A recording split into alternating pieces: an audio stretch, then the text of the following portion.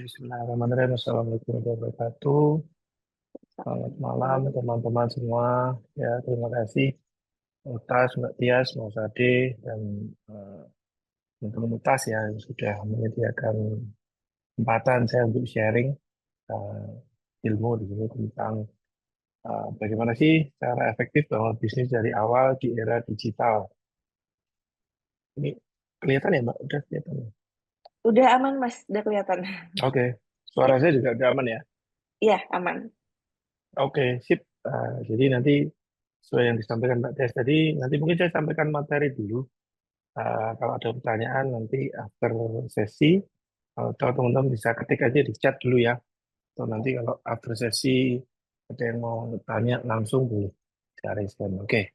Nah, eh, jadi eh, mungkin saya tidak hanya ngomong soal digital ya. Digital marketing itu menurut saya itu hanya tools aja sih. Hanya tools. Jadi jangan terjebak atau latah digital. Yang penting kalau teman-teman ngomong di era digital ini, ya gimana sih cara yang efektif membangun eh, bisnis gitu ya. Itu nanti kalau kita harus pahami dulu fundamental bisnisnya kita. Tuh. Nah, dalam bisnis itu, ini sepengalaman saya, ada dua case biasanya. Satu, ini dan ini kebanyakan, ya kebanyakan teman-teman pengusaha pemula itu sudah terlanjur bikin produk. Ya, bikin produk dulu, ya terus bingung cara jualannya gitu. Maka buat teman-teman yang sudah terlanjur bikin produk, fokusnya harus membuat added value. Nah, ini nanti kita bahas di belakang. Lalu kalau baru mulai, maka fokusnya harusnya value creation. Ya, dan idealnya bisnis itu sebenarnya value creation. Artinya produk itu hanya ekspresi dari sebuah value bisnis itu gitu ya. Ya, dan ini harusnya teman-teman eh, kalau baru mulai idealnya ke sini. Ya, tadi Mbak ya cerita saya lagi build kayaknya toko kosmetik gitu ya. Tapi sebenarnya itu nanti beauty quick commerce arahnya. Karena masih MVP sampai akhir tahun ini saya masih tes. Ya, itu saya mulainya memang baru gitu ya. Itu value creation. Maka nanti fitur-fitur yang memberi value itu akan apa ya namanya akan kita create setelah apa MVP-nya ketemu terus kebutuhan pasarnya apa, masalahnya apa, problem solution lah gitulah. Ya idealnya seperti itu. Ya, biasanya ada dua ini, tapi lebih banyak yang nomor satu. Ya udah, yang lain mau jualan apa burger misalkan, udah ada jualan burger gitu. Ya sehingga ya belum tentu fit kalau di dunia startup itu product market fit gitu ya. Sama kemarin ketika 2021 saya ikut build kirimin aja bareng Mas Haris dan Mas Rizal, Mas Jepon waktu itu dengan partner saya, ya kita value creation karena dari nggak ada jadi ada gitu ya. Nah, dan ternyata enak banget ketika kita itu sebenarnya mulainya tuh value creation ya. Ketika value creation fokusnya itu build product market fit. Ketika dia udah product market fit, sales nggak apa ya istilahnya, sales itu nggak terlalu repot jualan karena market yang meminta gitu ya. Fokusnya di situ. Contohnya kayak yang kita pakai malam hari ini Zoom gitu ya, itu marketnya yang minta gitu. Orang pakai WhatsApp misalkan nggak ada WhatsApp itu Raffi Ahmad iklanin pakai WhatsApp sekarang juga nggak ada gitu. Karena orang tersebar dengan sendirinya. Konsumennya yang akan menceritakan ke apa konsumen yang lain. Itu idealnya seperti itu. Ya, uh, nah, saya lanjut. Nah, terus gimana nih caranya gimana Mas ketika kita mau efektif mulai bisnis di era digital? Ya, saya nyebutnya pink ocean strategi. Jadi ada blue ocean, ada red ocean. Karena saya lagi menggeluti dunia kosmetik, beauty, ya saya nyebutnya pink ocean.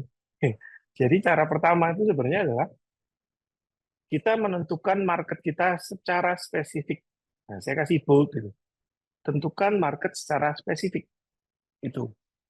Karena nanti kita di belakang nanti kita tes ya, kita coba. Karena apa ya, semakin spesifik kita, semakin tajam kita, itu tuh kita kayak ngomong sama konsumennya langsung.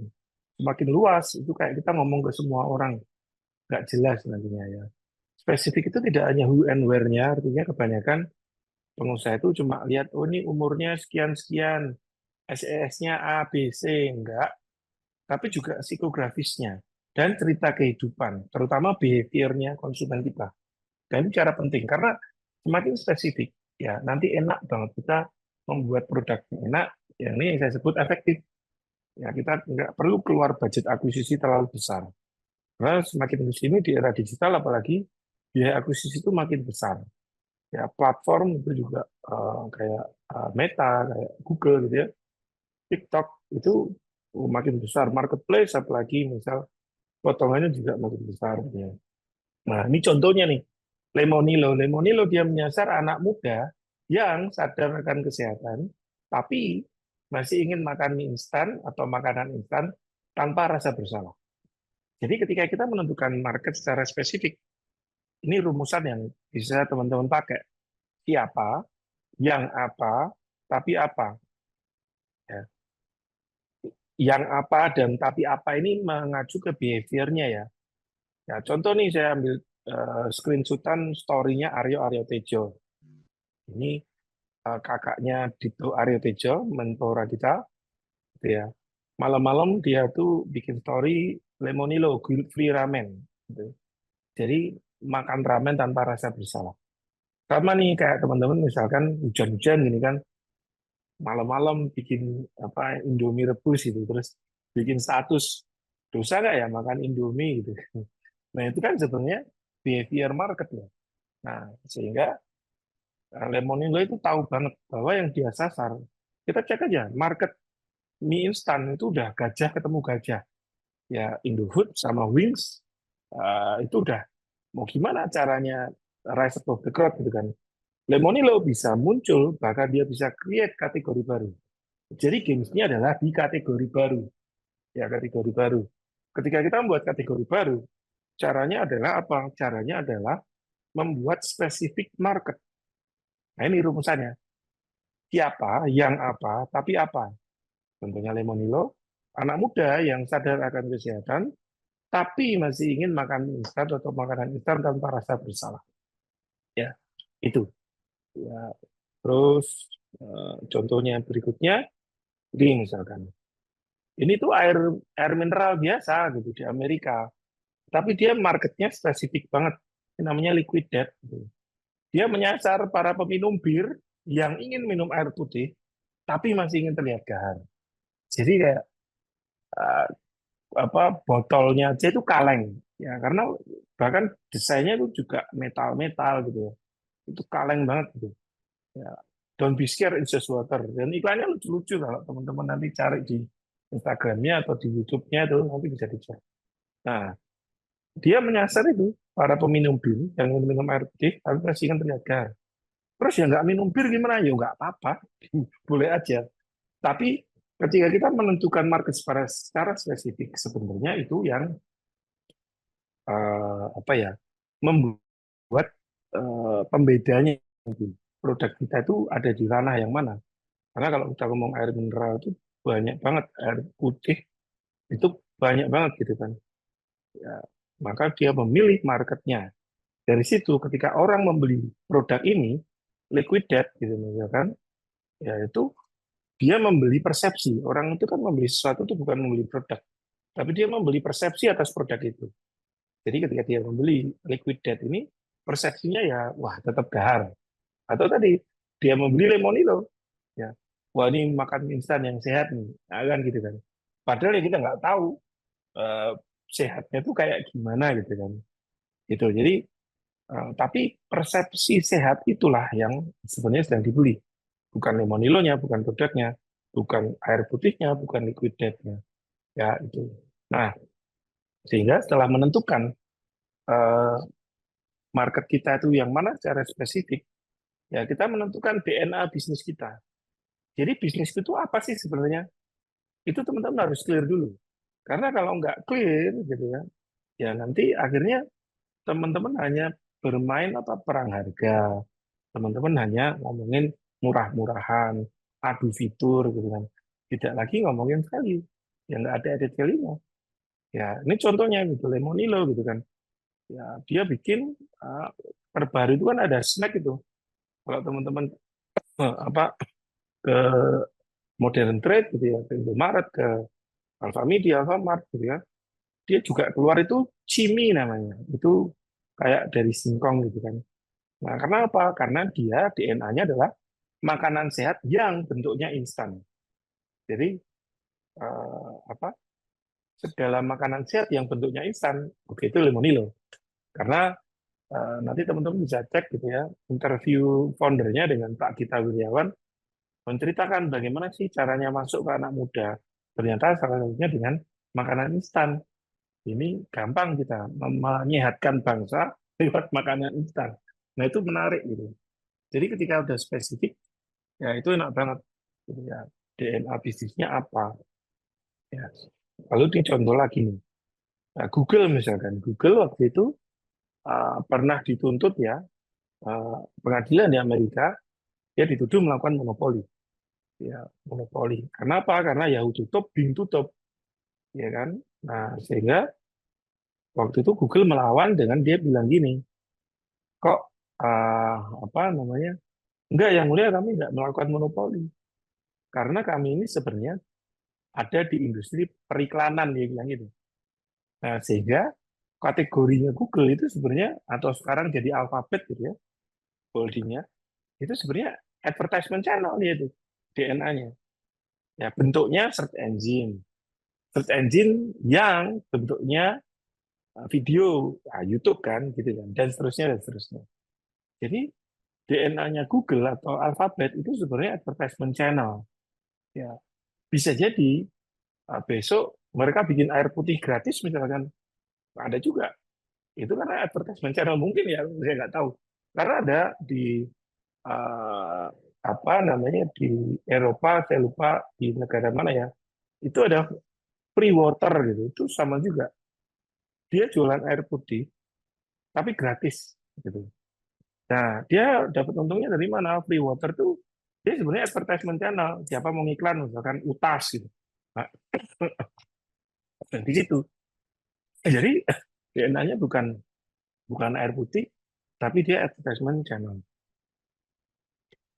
Gitu. Jadi teman-teman dicek DNA bisnisnya apa nih? Ya, kayak tadi ketika saya bicara di Mbak Tia cerita tentang Merona gitu ya. Merona itu DNA-nya bukan toko, tapi distribusi kecantikan gitu. Karena misal nih contoh dari segi harga kita tuh ngambil untung tuh bahkan nggak ngambil untung gitu untuk some produk kita nggak ngambil untung. Saya beli 1.000 tak jual 1.000, nggak ada untungnya sama sekali. Sehingga kalau di Jogja sekarang saya berani kasih garansi nggak ada yang lebih murah dari tempat saya gitu karena nggak ambil untung gitu. Karena tadi saya ini DNA-nya adalah saluran distribusi, bukan jualan produk gitu ya. Nah, setelah kita pilih marketnya siapa, kita tentukan DNA bisnis kita itu apa. Supaya apa? Ini jadi batas koridor dan tim kita itu nggak bingung. Kita itu mau ke kanan apa ke kiri. Ya, dan nanti fokus aja di situ gitu. Nanti saya cerita case beberapa brand yang saya juga terlibat di dalamnya ya. Contoh Jilbrave gitu ya. Jilbrave itu gamis ya, kelihatannya gamis, tapi ini habis launching film. Nah, itu udah orang kayak kemarin nanya, Mas itu kok bikin film segala gimana sih? Ya, kok kayak beda banget, kok tidak sesuai ya? Kok berganti-ganti? Enggak, karena DNA-nya ada di Gilbrave ini. Nanti saya kasih contoh ya. Gitu, tapi intinya kita tahu DNA-nya kita apa, kita fokus aja ke situ. Gitu. Nah, ini contoh nih. Ini beberapa case yang aku seneng gitu. Ya, ada yang tahu barbecue Mountain Boys? Kalau nggak tahu nanti uh, apa namanya bisa dicek di IG ya. Jadi akun dulu yang pertama dibikin tuh Barbecue Mountain Boys. Ya, dia tuh mungkin setahunan lah isinya bikin-bikin konten tentang bagaimana berkebun zaman sekarang, berkebun anak muda, yang keren dan seterusnya. Saya dulu mikir ini ngapain apa kenapa dia bikin akun-akun gini. Saya pikir ya dia juga ada iklan lah dari situ beberapa. Tapi ternyata ta- tahun kedua kalau nggak salah ya, tiba-tiba boom dia keluar BMB Burger itu, Barbecue Mountain Boys Burger, dan boom ya. Terus dia keluar lagi dimsum 9 naga, dia keluar lagi dimsum 9 ayam, dia keluar lagi cap haji bakso, dia keluar lagi yang terbaru itu cilaki, ada cap ayam, ada bakso bintang Asia, banyak banget. Nah, jadi ini smartnya di era digital sekarang adalah cara main yang ingin saya sampaikan. Tadi satu, setelah ketemu ya market kita spesifik apa. Yang kedua, ya DNA bisnis kita apa, DNA-nya apa. Terus yang ketiga, kita mulai dengan apa? Bangun audiens. Gitu ya. Bangun audiens. Menurut saya ini cara paling efektif, cara paling murah gitu ya. Bangun audiens dulu. Menjadikan bisnis kita ini sebagai media. Ya ini contohnya, Burger dan Boys Burger. Nah, terus ini contoh juga yang saya ampu gitu ya. Dari komisaris dalamnya ada Jilbrev. Ya, Jilbrev itu DNA-nya apa sih? DNA-nya adalah itu support every single step of goodness. Jadi uh, bisnis lifestyle ya yang membersamai muslimah muda untuk menjadi lebih baik. Maka dia nggak hanya keluar gamis, dia nggak hanya keluar jilbab. Ini barusan tayang ya teman-teman. Nanti kalau berkesempatan tadi siang saya juga nonton perdana di Jogja, Mbak Tia juga silakan tonton gitu ya. Ya judulnya Cinta dalam Ikhlas. Ya. Nah, kenapa sampai bikin film juga? Nah ini ekspresi dari brandnya dia. Jill Brave itu punya masa namanya Bravers. Nah ini, ketika Jill Brave menggunakan sosial media ini, dia itu tidak hanya sedang posting katalog. Dulu awal-awal posting katalog. Lalu saya ketemu mereka 2 tahun lalu lah. Lalu saya sarankan namanya Tribes Marketing. Ya, bangunlah Tribes-nya. Nanti teman-teman bisa cek ya di Instagramnya Zilbrave gitu ya. Bagaimana setiap ada pengajian, itu Bravers yang datang itu ribuan. Terakhir kemarin itu di Makassar, itu 10.000 Bravers. Makassar. Padahal Zilbrave ini dari mana? Dari Bogor. Nah, kemarin bikin acara di JCC, ya Jakarta Convention Center, 4.000 lebih yang datang. Penuh, ya, penuh. Gitu ya. Padahal itu di hall utama gitu. Terus di Bogor gitu juga launching film kemarin di Bogor juga rame kandangnya mereka. Karawang juga ribuan gitu ya yang datang.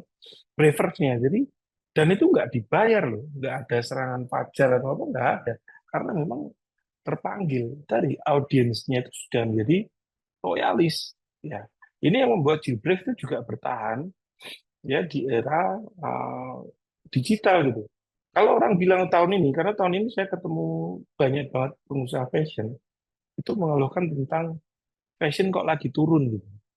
Nah, tapi menariknya di Gilbreth itu alhamdulillah ya enggak yang naik banget enggak, tapi enggak turun juga gitu.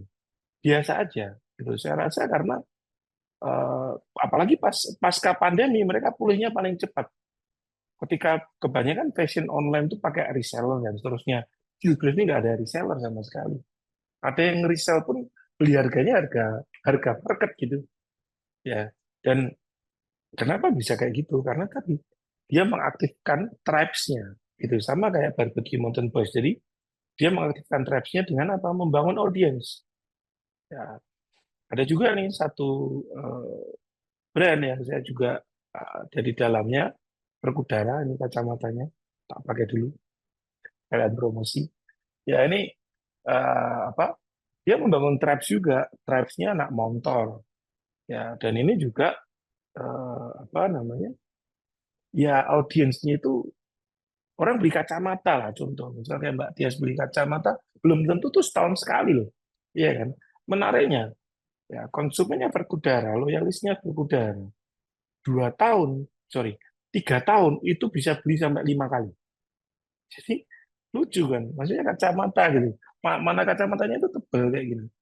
Tapi dalam 3 tahun bisa beli 5 kali. Artinya ada 1 tahun dia beli 2 kali. Ya, kenapa? Karena dia udah nggak ngomong lagi jualan produk, tapi ini jualan tribes-nya Verkudara. Ya, dan akhirnya Verkudara juga keluar brand lainnya juga. Nanti teman-teman bisa cek, kita mainnya di beberapa brand. Contohnya kayak Cool Uncle, itu brand yang anak jaksel banget. Ya kan? Terus ada Unstoppable Culture, itu brand lari, kacamata lari, karena sekarang lagi tribes lari gitu ya. Nah, ini saya kutip nih. Ini sebenarnya materi malam ini saya pengen bahas apa yang disampaikan uh, Mas Yuka, ya, Yuka Brudo gitu, nanti bisa dicek, Yuka Harlanda gitu ya. Dia waktu itu sempat bikin postingan ini, Bang, kalau bikin lagi Brudo di 2021 bakal mulai dari mana? Ini 7 langkah yang akan gue ambil. Satu, dia nggak akan mulai dari produk atau brand. Nah, ini selaras nih dengan yang tak sampai tadi. Dunia udah berubah gitu. Sekarang udah bukan lagi brand-led bisnis, bahkan product-led bisnis. Menurut gue kita udah masuk ke era audience-led bisnis.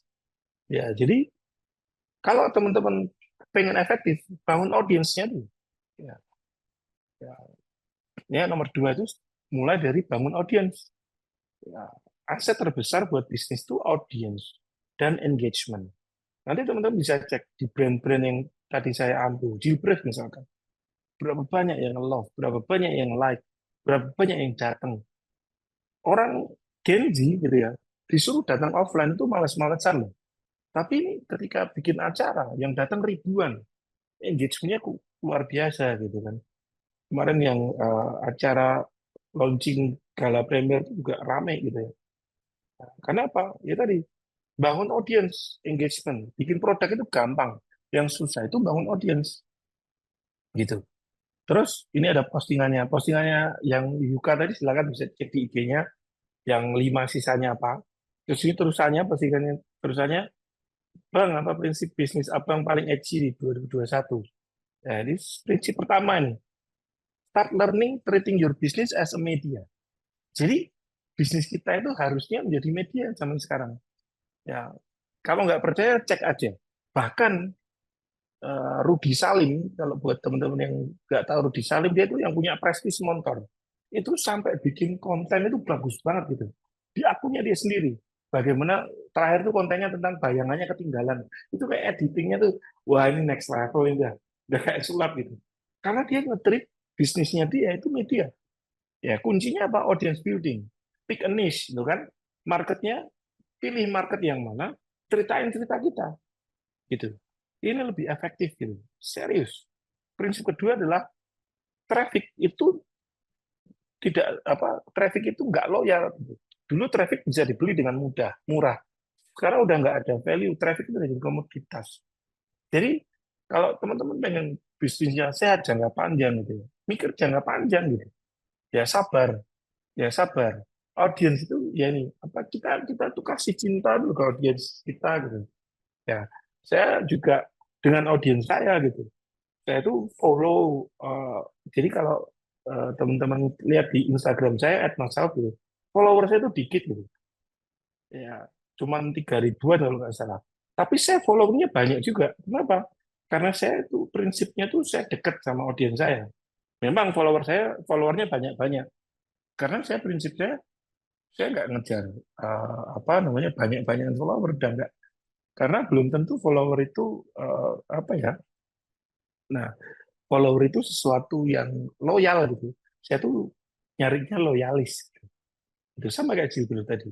Gilbert memang, kalau kita ngomong Gilbert, mas itu kan followernya 1 juta, iya. Bangunnya lama, ya. Tapi ini loyal gitu. Loyal. Sama kayak Verkudara ini. Lama juga bangun. Gitu. Nah, terus, ah, bukan selling tapi reselling. Jadi gini, ya, kaitannya adalah LTV. Bisnis itu tentang cash flow. Ya, tidak hanya selling apa jual sekali terus udah gitu. Tapi gimana caranya konsumen itu balik lagi, balik lagi, balik lagi. Contoh nih, kalau di Drive itu hanya apa jual gamis, ya konsumennya dia itu beli gamis itu 1 tahun itu 3 kali. Ya. Tapi apa namanya? Sorry, harga satu gamis dia itu 300 ribu, artinya LTV-nya itu cuma 900 ribu. maka dia reselling dengan apa? Dia jualan ada kajian, ada sepatu roda, ada film, ada parfum. Supaya apa? Customer lifetime value-nya itu makin panjang gitu. Jadi sekarang zamannya ketika kita punya audiensnya satu, jualin macam-macam. Selama masih terkait. Contoh kayak Lemonilo tadi kan. Lemonilo tadi orang yang pengen sehat, sadar kesehatan. Ya sudah, selain mie instan, juga ada keripiknya, juga ada yang kayak soy joy-nya itu. Kemarin mereka juga keluar gourmet, gourmet itu bumbu instan. Jadi selama masih terkait nggak masalah. Makanya tadi kalau ditanya Jubril, masuk keluar film mas, loh masih terkait. Filmnya juga tentang anak muda juga. Jadi tadi saya nonton nonton juga barengannya itu anak-anak SMA, anak kuliah gitu. Jadi saya kayak, oh saya kayak seumuran ini gitu. Karena apa? Ya tadi konsumennya satu, kita jualin macam-macam gitu. Yang kelima prinsipnya grow slow di awal ya, grow slow di awal. Ya, dan tentu culture ini dibangun tidak hanya value ini tidak hanya dibangun kepada konsumen tapi ke tim kita juga ya. Grow slow healthy, grow slow is for everyone. Tapi ketika kita punya fondasinya udah kuat, grow fast. Ya, saya membangun Merona tahun ini fondasinya saya kuatin dulu sampai akhir tahun. Tahun depan saya baru ngebut. Ya, kenapa? Ya tadi, yang penting akarnya kuat dulu. Skill itu gampang ketika produknya udah market fit, gitu. Banyak kan dari teman-teman itu asal ngegas saja. Nanti ketika terlalu ya, tinggi banget gitu, ya nggak kuat, ya rubuh kayak pohon gitu kan. Terus, nah ini prinsip keenam ini menarik. Ini saya angkat karena ini penting gitu. Di ekosistem independent letter. Jadi gini, kalian teman-teman tuh harus punya database. Ya, jangan sampai misal nih, contoh jualan di marketplace, ya database-nya nggak punya, ngapain? Bagaimana kita bisa membentuk ekosistem kita gitu kalau kita nggak punya database-nya? Ya, di Merona itu contoh ya, saya ada program, kita modelnya dua harga. Kalau mau dapat harga yang murah banget, harus jadi member VIP, bayar 15.000 satu tahun. Ya, sekarang saya punya hampir 8.000 member, padahal baru mulai bulan Juli, hampir 8.000 member. Ya, ya not bad lah untuk yang baru punya dua toko gitu kan. Ya, dan 8.000 itu sebulan itu rata-rata itu member saya sebulan tuh balik 3 kali ke toko. Ya, karena kalau kayak Mbak Tias lah, paling beli apa sih? Lipstick habis, beli satu dulu deh. Terus minggu depannya bedak gua habis ke situ lagi. Karena harganya murah ya udah balik sampai 3 4 kali gitu kan. Terus yang ketujuh, inventory and cash flow sama dengan win or lose. Jadi ini buat yang retail gitu ya. Ya jangan barang di gudang banyak itu, wow kayaknya ini keren nih, nggak hati-hati gitu. Karena ya kalau itu cuma jadi barang dead stock percuma juga kan gitu. Itu intinya. Ini sedikit pembahasan. Nah, kenapa saya buka di sini? Karena saya mau masuk nih ke materi yang mau basicnya nih. Jadi gini prinsipnya teman-teman. Manusia itu tidak suka dijuali tapi suka membeli. Ya, kalau kita ke mall gitu kan, kita ketemu sales kartu kredit atau sekarang yang lagi banyak sales Genius atau nyebut brand nggak apa-apa ya, Pak ya. Atau Iya. misalkan eh, apa organisasi-organisasi yang melindungi panda kayak melindungi apa gitu kan, kita kan menolak kan gitu. Karena apa? Kita tuh nggak suka dijualin gitu. Tapi kalau kita masuk ke Indomaret, Alfamart gitu, yang tadinya itu cuma pengen beli air mineral, keluar itu sudah sekantong banyak gitu. Ya air mineral, ya ciki, ya mungkin apalagi misalkan coklat mungkin anaknya eh, ikut ngambil Kinder Joy misalkan. Jadi banyak banget. Padahal di dalam Indomaret itu nggak ada salesnya. Nah, karena prinsipnya ini, manusia itu tidak suka dijuali tapi suka membeli. Gitu. Nah, selama ini ya ketika teman-teman bangun bisnis, fokusnya itu selalu menjual. Jangan pelajari how people buy-nya. Pelajari how people buy. Bagaimana sih mereka tuh konsepnya kok sampai mereka mau membeli itu gimana sih? Urut-urutan berpikirnya, kerangkanya itu seperti apa? Lalu kita menginfluence mereka untuk membeli gitu. Ya, sama di era digital tuh baiknya seperti itu. Selama ini fokusnya how to sell. Nggak pelajari how people buy sehingga influence to buy. Ya, influence to buy. Ya. Nah, saya ini termasuk eh, apa ya, bisnis yang nggak seneng jualan, tapi senengnya orang datang gitu. Karena saya termasuk salesman yang malas. Ya, tahun 2023 saya jadi CMO. Ketika saya jadi CMO dikirimin aja gitu ya. Achievement saya 94% dari tahun sebelumnya gitu ya. Ya, saya bisa growth segitu gitu ya. Kenapa? Saya nggak aktif jualan malah. Ya, saya aktif mendekatin user-user kirimin aja. Kebutuhan mereka apa, kita bantu dan seterusnya dan seterusnya. Bukan soal siapa yang Anda kenal, tapi siapa yang kenal Anda. Ini yang penting. Ya, siapa sih yang kenal bisnis kita, brand kita gitu, produk kita. Oh, saya kenal Pak Jokowi. Oh iya, 200 juta rakyat Indonesia juga kenal Pak Jokowi. Masalahnya Pak Jokowi kenal kita enggak kan gitu. Ya, jadi nggak penting siapa yang kita kenal gitu. Tapi siapa yang kenal kita akhirnya secara produk, secara brand. Nah, kalau orang senang sama kita, itu lagi apapun yang Anda jual mereka kan beli. Don't push, but pull. Ya, don't push. Jadi kalau teman-teman nyales keliling itu namanya push. Ya, tapi kalau teman-teman diem aja, orang datang namanya pull, gitu ya. Ya, apapun yang Anda jual, mereka kan beli, gitu. Ya, contoh nih, ya Mas Ade dari Utas nih lah misalnya. Website saya yang merona itu pakai Niaga Hosternya Mas Ade. Ini saya pakai Utas juga. Terus saya mau datang ke bridge-nya Mas Ade nih, lagi tak jadwalin gitu kan. Jadi kayak, ya seneng aja sama Mas Ade gitu. Apapun yang Mas Ade jual, ya tak beli gitu. Ya itu, jadi konsepnya kayak gitu gitu. Teman-teman seneng sama sesuatu, apapun yang dijual, mereka beli. Ya, contoh tadi, Jilbrev itu sempat keluar tuh sepatu roda waktu itu. Lucu juga dibeli loh. Aneh gitu. Tapi nyata, kok ada ya beli sepatu roda. Padahal basicnya gamis. Dulu keluar sikat gigi malah.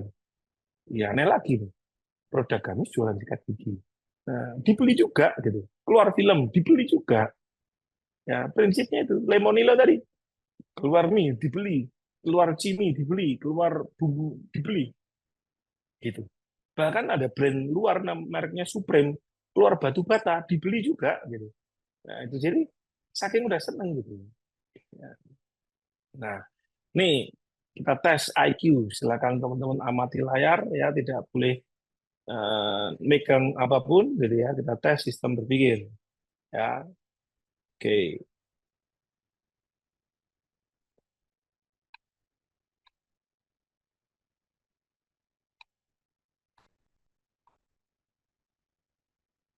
Oke, tolong teman-teman tuliskan di kolom chat boleh ya, gambarnya apa aja dari yang muncul gitu ya. Silakan dituliskan ya.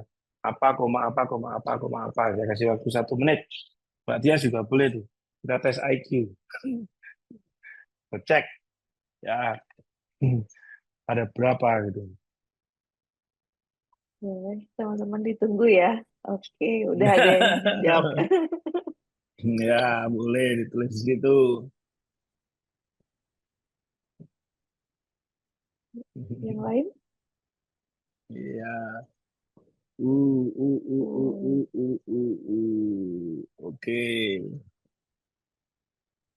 Yang bisa menyebutkan semuanya gitu dapat hadiah dari Mas Ade nanti. Blitz.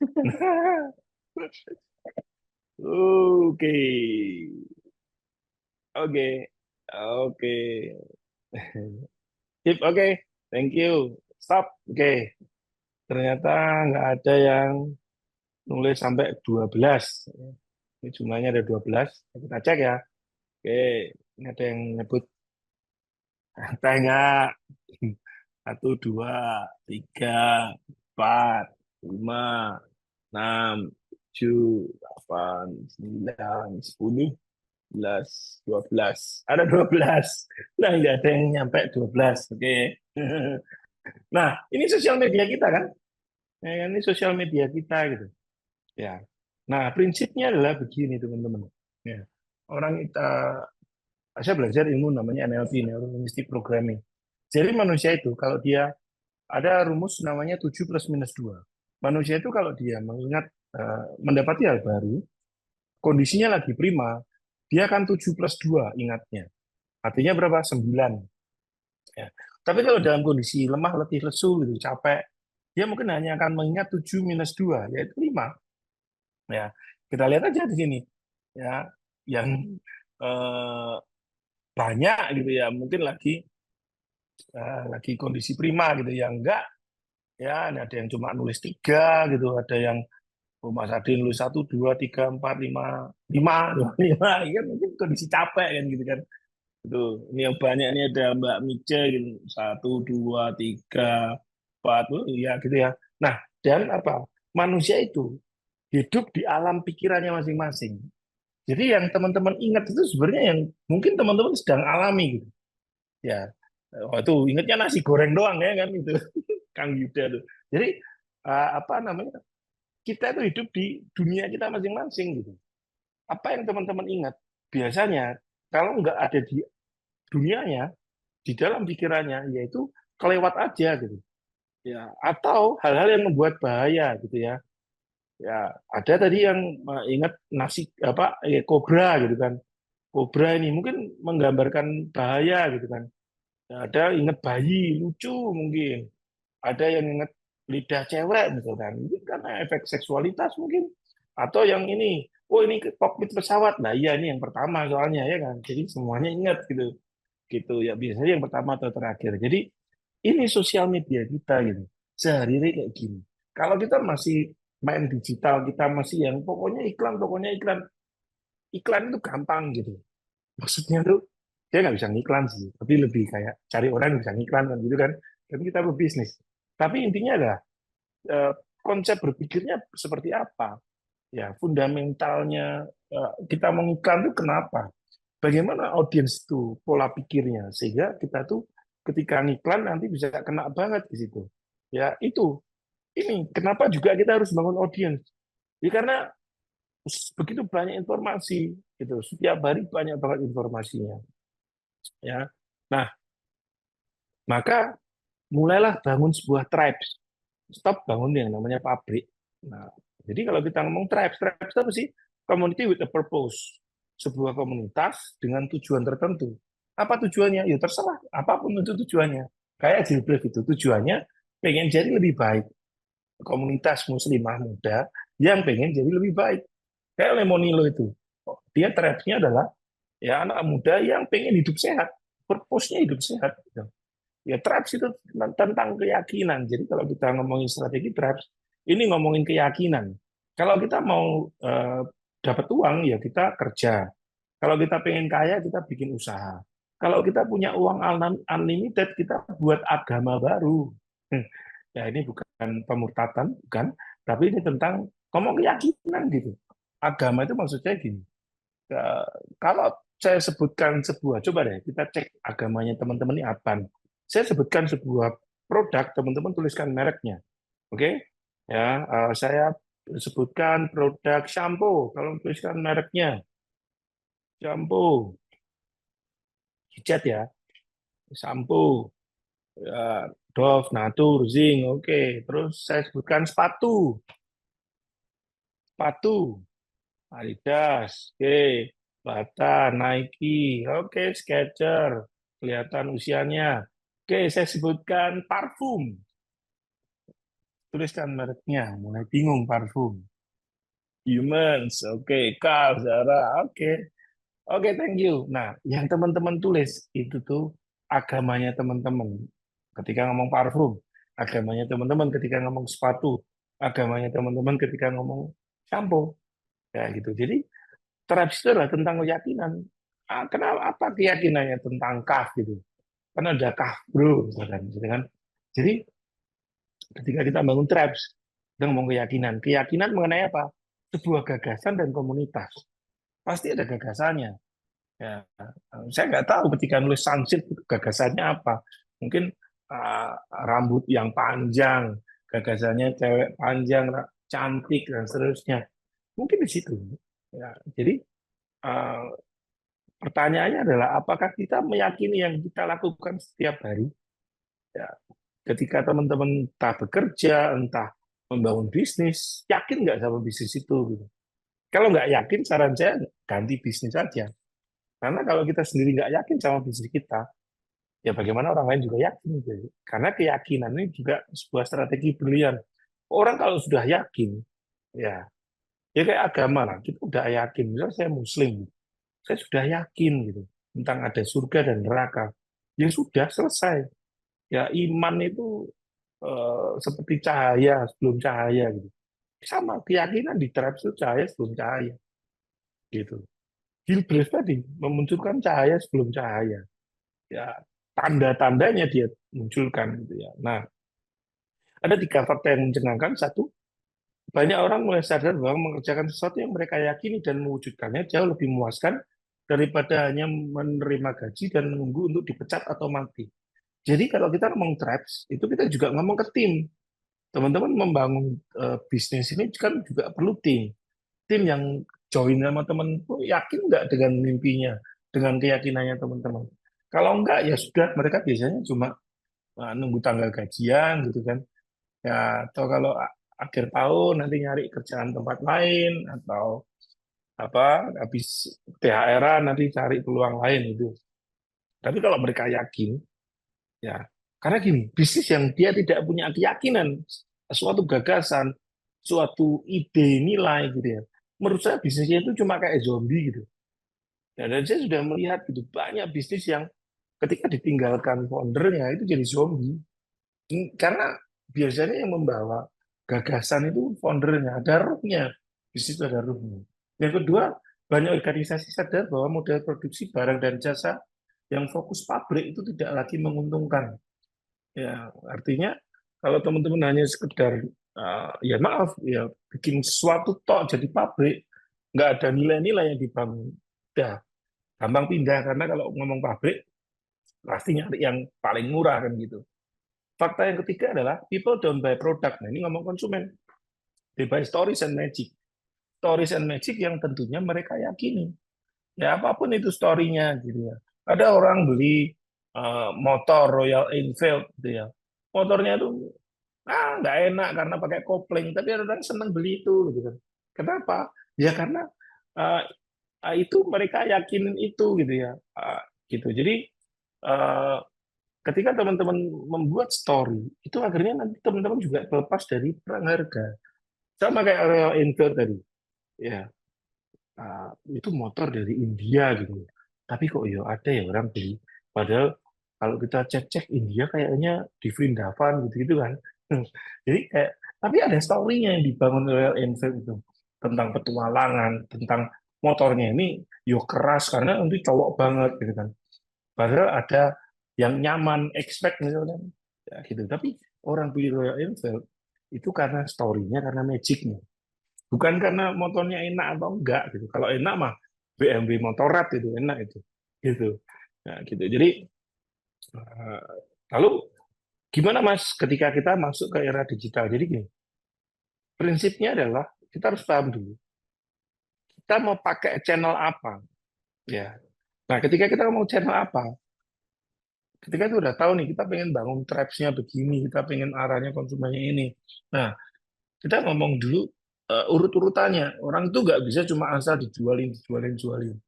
Jadi awareness-nya apa? Efek-efeknya apa yang mau kita kasih? Awareness kah? Consideration, conversion, loyalty, advocate.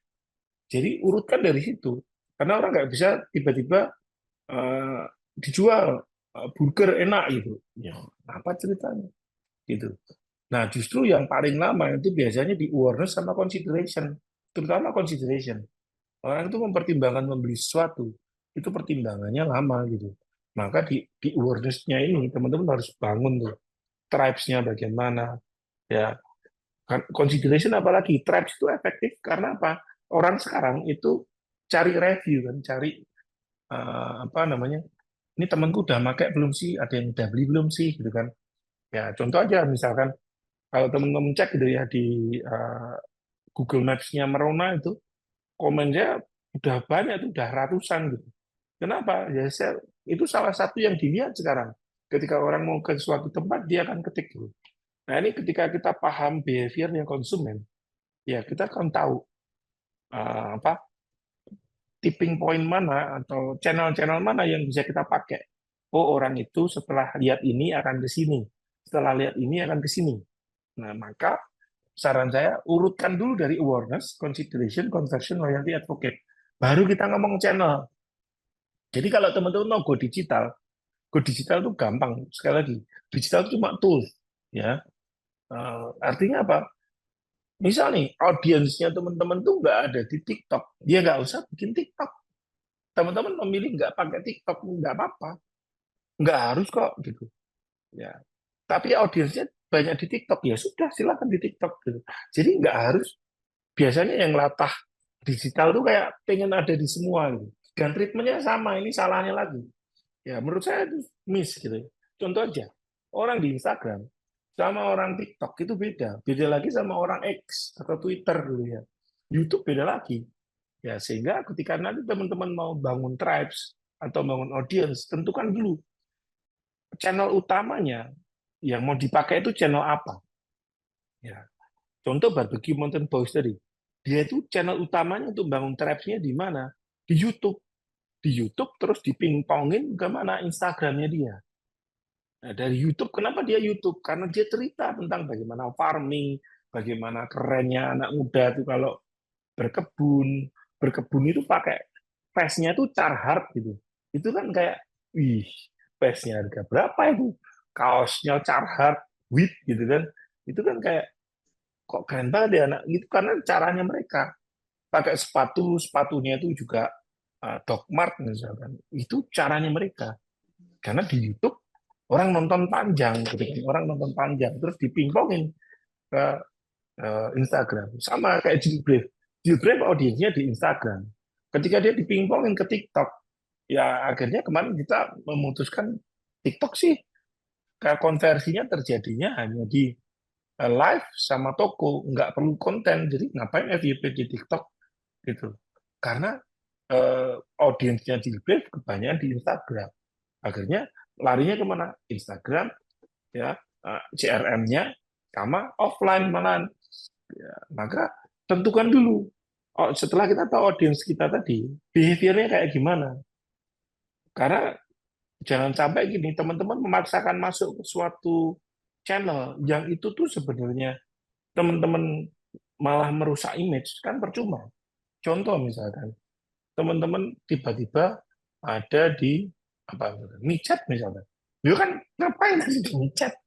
Ya itu udah konotasinya negatif kan gitu. Nggak harus ada di situ kalau brandnya tidak mengarah ke situ.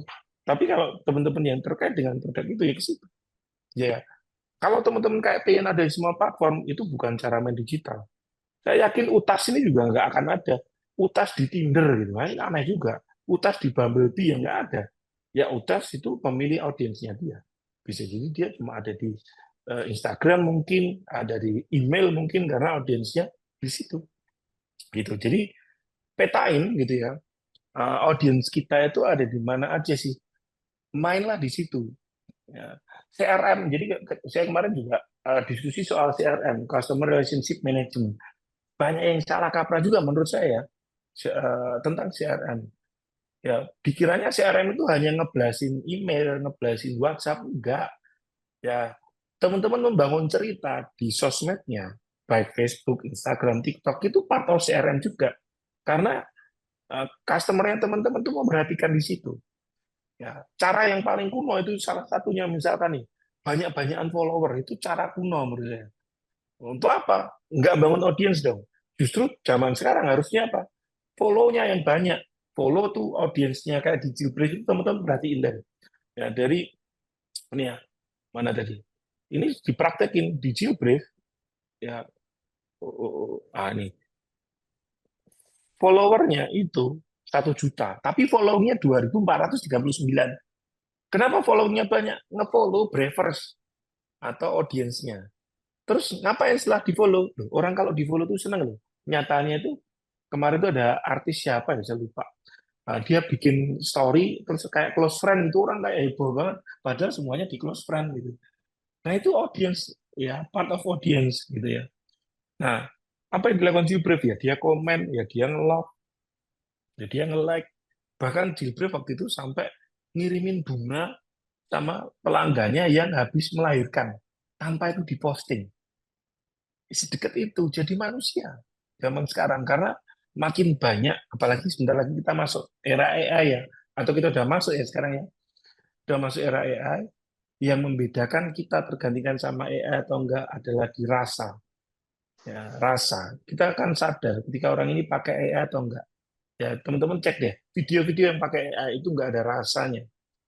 Ya, mungkin belum, mungkin nanti atau apa. Tapi ya, kalau kita nggak ingin tergantikan oleh AI, ya manfaatkan AI, tapi kita kasih rasa di situ. Gitu ya. Jadi, sebenarnya itu, jadi urut-urutannya seperti itu. Thank you. Ya, mungkin kita masuk ke sesi diskusi tanya jawab. Instagram saya ini Mas Auf. Ya, saya juga ada utas, boleh promo ya Mbak. utas.me/Mas Auf. Silakan. Nanti kalau teman-teman mau konsultasi juga bisa di situ. Ada e-booknya juga. Itu thank you. Saya kembalikan ke Mbak Tias. Silakan kalau ada yang mau eh, tanya jawab diskusi, welcome. Oke, thank you Mas Auf. Waduh, seru banget tadi. Sampai nggak terasa udah sampai jam segini. Mungkin langsung aja buat teman-teman misalnya ada yang mau nanya boleh ditulis di kolom chat atau raise hand atau misalnya mau langsung ngobrol sama Mas Auf boleh ya. Tunggu, Boleh. udah ada pertanyaan belum nih teman-teman? Boleh ditulis dulu ya. Mungkin saking fokusnya ya Mas tadi. Jadi belum ada yang nanya. Oke, ini Udah ada paham nih. pertanyaan nih Mas. Iya, dari Jeffrey. Bagaimana menentukan DNA bisnis Mas Auf?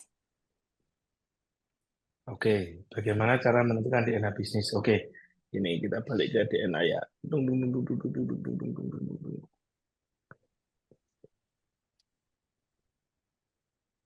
Jadi, gimana caranya menentukan DNA?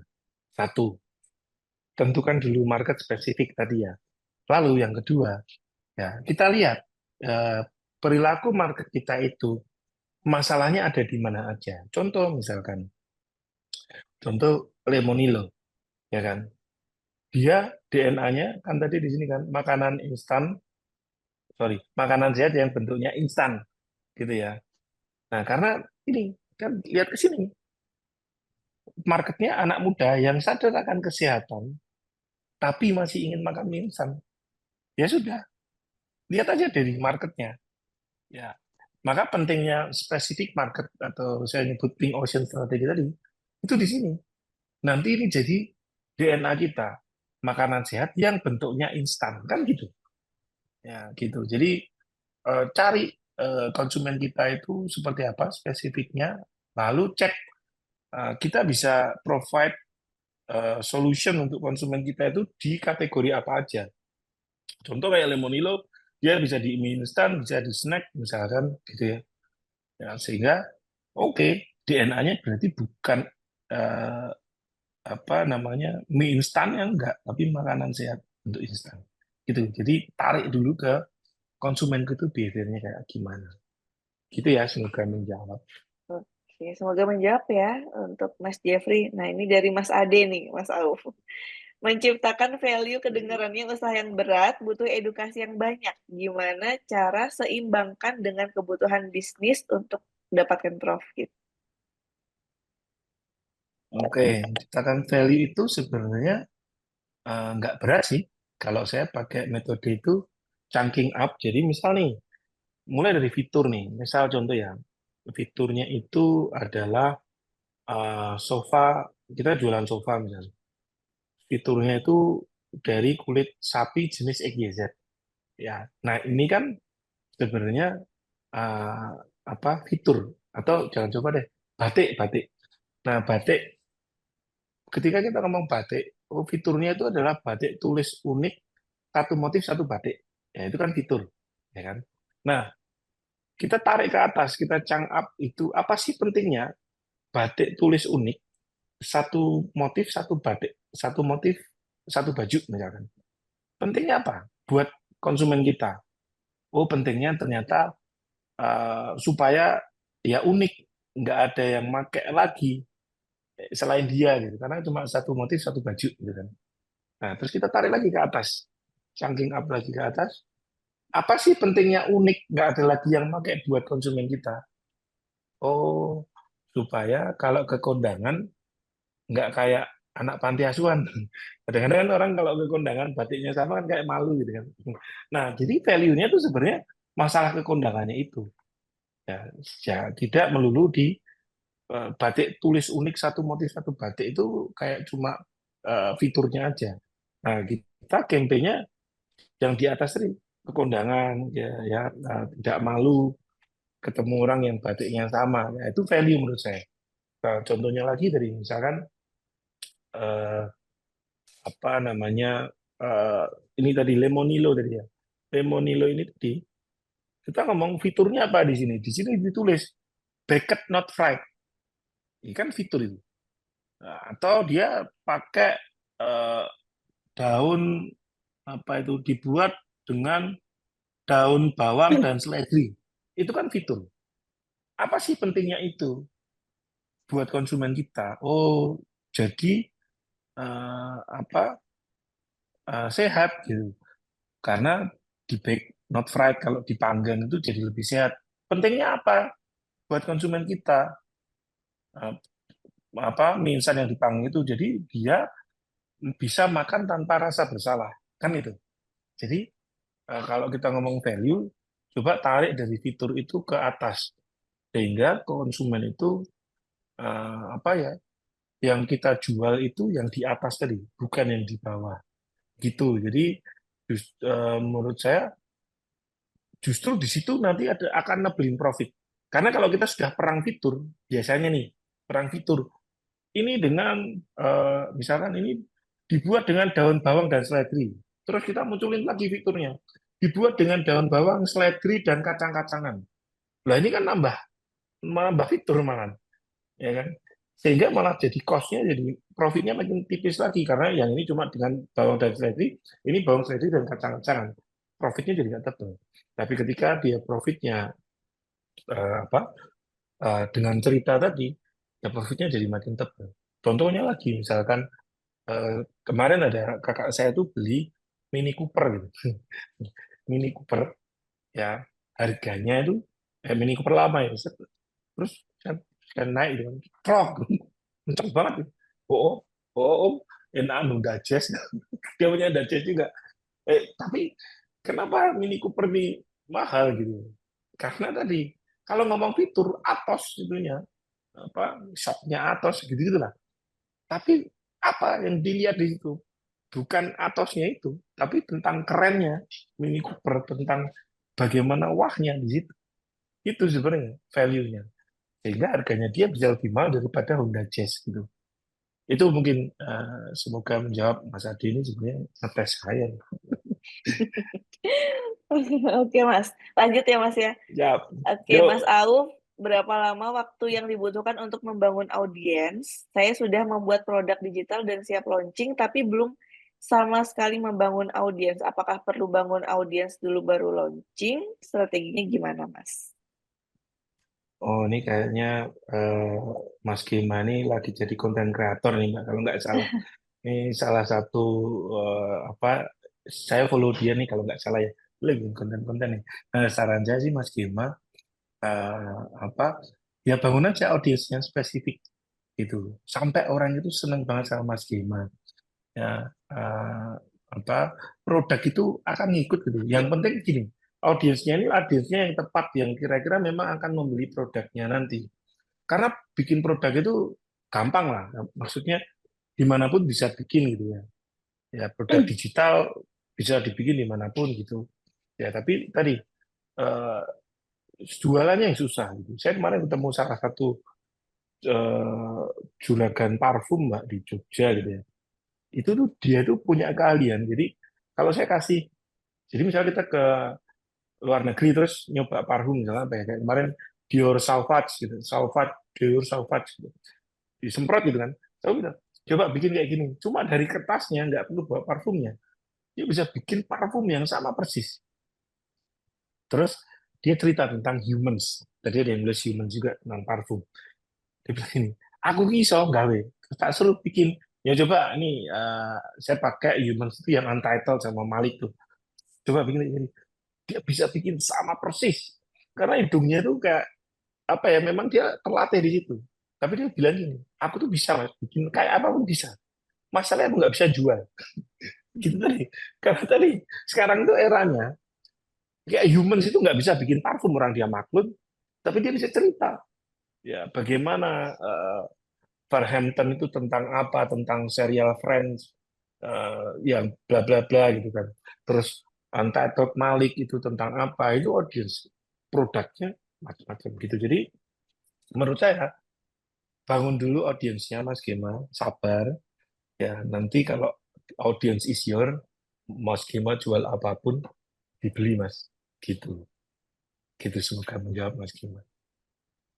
Oke, lanjut ya Mas dari Mas Haris, Ya, bagaimana cara optimasi untuk strategi funneling dalam bisnis ketika kita memberikan lead magnet terus-menerus, kapan saat yang tepat untuk closing? oke. Eh, saat yang tepat untuk closing itu ya ketika audience kita udah minta sih menurut saya. Ya closing. Saya tipikal orang yang gini, ada yang namanya value ladder ya. Value ladder naik, naik, naik, naik. Jadi gini, pastikan itu konsumen itu kecanduan sama kita. Jadi value ladder itu konsepnya misalnya bayangin ada anak tangga 1, 2, 3, 4, 5 gitu ya. Misal nih di anak tangga 1 nih, dia ini kita kasih gratisan. Sesuatu apapun itu gratisan. Kan funneling tadi kan, lead magnet. Terus dia naik, naik enggak nih dia ke anak tangga 2. Kita tes. Ya biasanya kita tes, contoh ya, kalau di bukunya The Com Secret tuh misalkan, dan saya praktek juga gitu ya, waktu itu saya bikin buku, jadi buku yang saya bikin waktu itu bukunya gratis, ya orang cuma cukup bayar ongkir, buku gratis, buku ini nilainya mahal sebenarnya, karena banyak bilang materinya bagus mas, kok digratisin, nggak apa-apa, karena ini sebenarnya anak tangga kedua, tes sebelum tak jual, saya jualan sesuatu yang lebih mahal. Buku gratis cuma bayar ongkir. Ongkir paling cuma 20.000, 30.000. Orang beli, orang bayar. Oke. Berarti orang-orang yang sudah pindah tangga tadi, ini siap untuk dijual lagi lebih mahal. Dijualin lagi lebih mahal. Jadi saat yang tepat untuk closing ya ketika mereka sudah kayak kalau narkoba itu udah kecanduan gitu ya. Udah yang kayak tolong kamu dikasih dong, itu justru saat yang tepat. Ya, saya jarang banget eh, fokusnya kalau saya ya, eh, fokusnya itu ke ayo closing closing closing enggak, tapi pengaruh pengaruh pengaruh pengaruh pengaruh. Karena kalau orang sudah dipengaruhi terus menerus itu tadi dia akan kecanduan sama kita. Itu sih Mas. Jadi saat yang tepat untuk closing ketika ya konsumennya itu udah nagih gitu. Kalau memang dia nggak Oke, nagih ya berarti bukan konsumen kita. Tes dulu dari yang paling kecil. Itu ya semoga menjawab. oke. Ini mungkin satu pertanyaan terakhir ya sebelum kita tutup. Ya, Gimana cara membangun audiens gitu? Mungkin sekalian nanti closing statement dari Mas Auf juga. oke. Bangun audiens. Nah, ada di nah ini bangun audiens.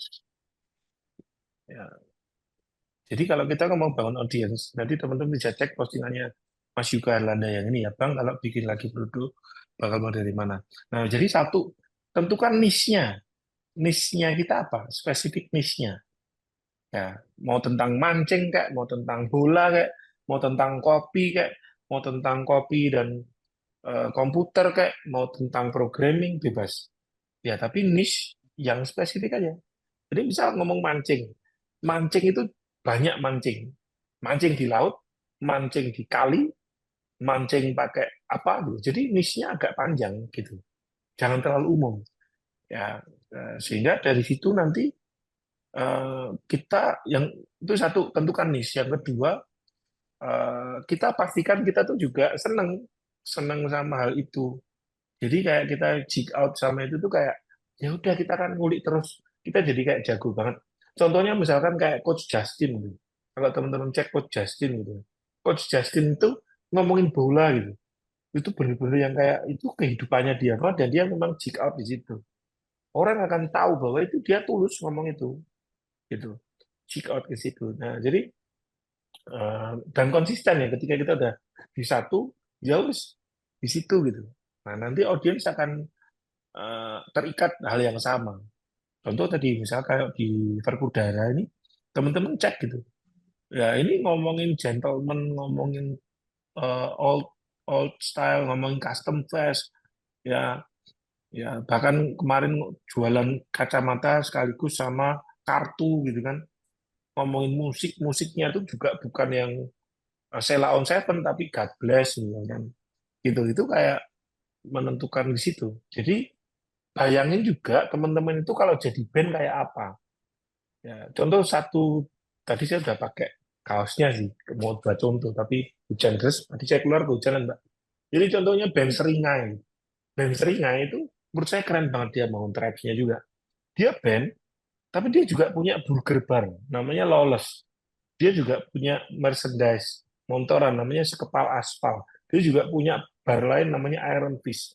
Jadi kayak, eh, ya lu anak Seringai, ya udah ke sini seragam militer ada di sini gitu. Jadi niche-nya apa kita check out di situ dan be spesifik. Nih contohnya tadi ya, Barbecue Mountain Boys. Itu niche-nya apa? Tentang anak muda yang berkebun. Menurut saya keren banget. Karena anak muda zaman sekarang tuh boro-boro berkebun gitu ya. Ya mungkin motong rumput rumah kita aja males gitu. Jadi dia berkebun. Gitu. Ya, dia bisa masak seger dan seterusnya. Nah, dia pick a niche di situ dan ya fokus aja di situ. Gitu kurang lebih mungkin uh, semoga menjawab gitu ya. Saya Iya. kembalikan ke Mbak Tias. Oke, makasih banget Mas Auf. Jadi nggak terasa karena kita udah di penghujung acara nih Mas. Gitu tadi seru banget dari Yes. presentasi pemaparan terus pertanyaannya juga. Nah, sebelum saya tutup, mau ngingetin lagi ya buat teman-teman. Jadi jangan lupa share keseruan teman-teman mengikuti webinar dengan posting ke Instagram. Jangan lupa pakai caption yang menarik dan yang paling penting tag Instagram utas.co dan pakai hashtag utas event. Nah, untuk postingan paling lambat malam ini pukul 23.59 WIB, untuk pemenang yang beruntung akan mendapatkan layanan UTAS Pro 1 bulan gratis gitu. Nah, sebelum saya tutup, makasih sekali lagi buat Mas Alfi ya udah meluangkan waktu malam hari ini, Mas. Makasih. Ya, Ya, sama-sama Mbak. Alhamdulillah lancar ya, Mas ya, walaupun hujan Alhamdulillah. deras. Oke, semoga kita bisa ngobrol-ngobrol di lain kesempatan lagi ya dengan Mas Auf. Nah, untuk teman-teman yang sudah hadir juga terima kasih banyak sudah join di UTAS Inspire 5 malam hari ini. Nah, tentunya teman-teman bisa hadir lagi di webinar UTAS Inspire berikutnya. Jadi jangan lupa pantengin akun Instagram UTAS terus ya untuk tahu info-info selanjutnya. Nah, saya tutup untuk malam hari ini. Wassalamualaikum warahmatullahi wabarakatuh. Selamat malam. Bye-bye. Salam, terima kasih semuanya.